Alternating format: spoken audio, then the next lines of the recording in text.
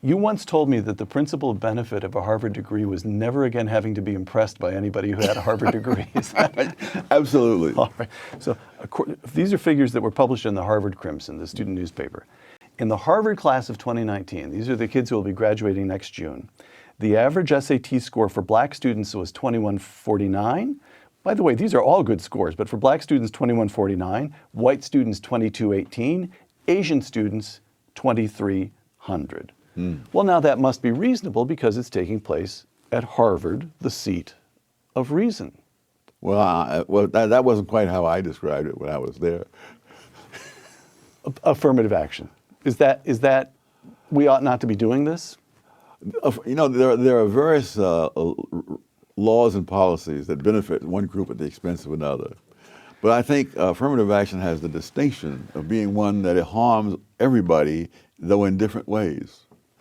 And so there's a lot of evidence that there are black kids who have all the qualifications to be successes in college, who nevertheless are failures because they are systematically mismatched with institutions whose standards they don't meet, even though they may meet the standards of 80 or 90% of the colleges in America. I remember first aware of this when I was teaching at Cornell, and I found that half the black students at Cornell were on some kind of academic probation. And so I went over to the administration building and looked up the SATs of these students. The average black student at Cornell at that time scored at the 75th percentile. Which is pretty darn good. Yes. And so that means that in most colleges in this country, they would have no trouble, and many of them would be on the dean's list.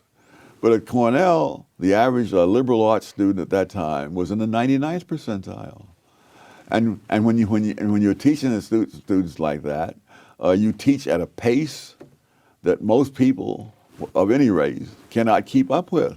And it was always complained that I was assigning all kinds of reading. But heck, I'm teaching kids who are in the top 1%.